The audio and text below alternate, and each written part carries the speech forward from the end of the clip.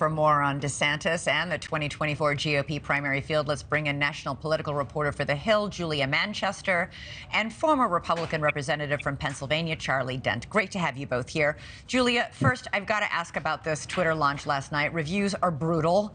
What are they saying inside the campaign today? Yeah, so it depends where you're getting your reviews from. I think, Elizabeth, for those of us reporting from Washington, in political and media circles, yes, they are absolutely brutal. This was a failure to launch. This sets a negative tone going into the campaign, especially for a campaign that was so highly anticipated from the DeSantis camp.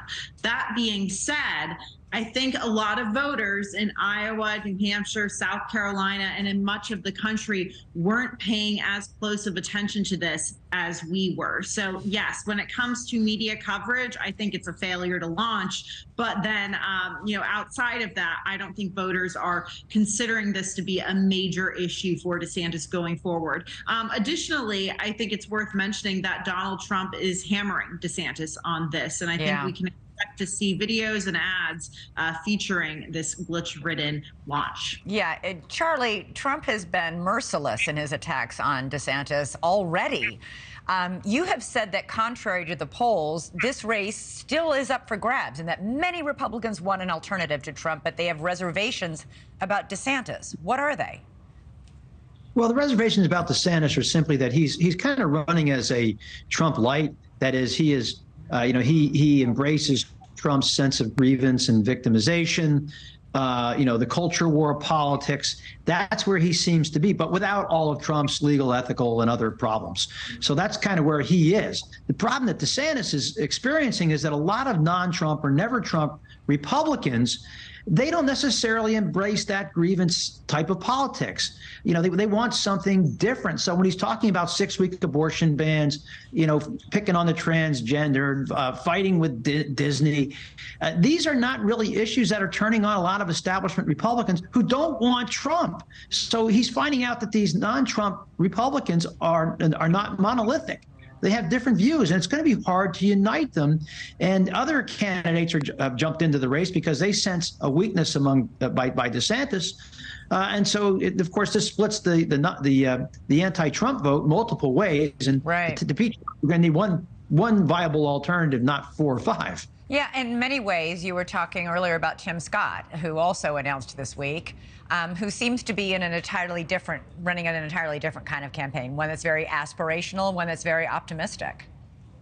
Well, yeah, and that's Tim Scott's nature. He is rejecting the politics of grievance and victimization, using his own personal story, again, talking about aspiration, what can be done, opportunity to society, more of a very positive, traditional Republican story. Really, when Donald Trump came on the scene, Republicans never really, I always thought if you were to be the Democrats were more the party of protest throughout my lifetime. They were the ones who were angrier.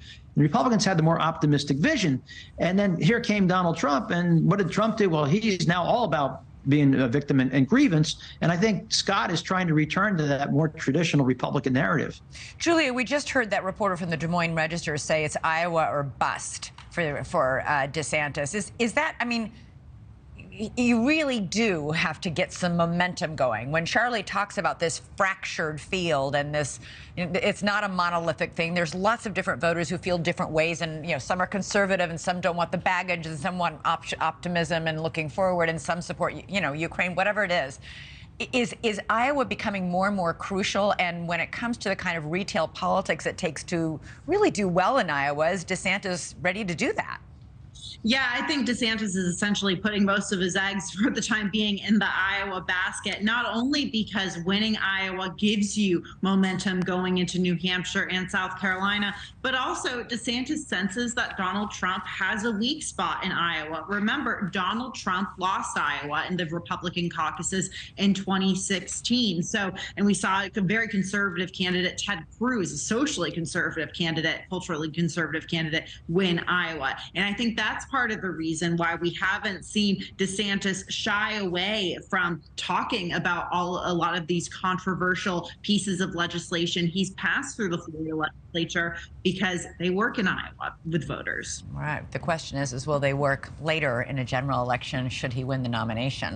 All right. To be continued. Julia Manchester, Charlie Dent, so great to have you on the show. Thanks so much for being here tonight. Thank you for watching. Go to newsnationnow.com to find NewsNation on your television provider. And don't forget to click the red subscribe button below to get more of NewsNation's fact-driven, unbiased coverage.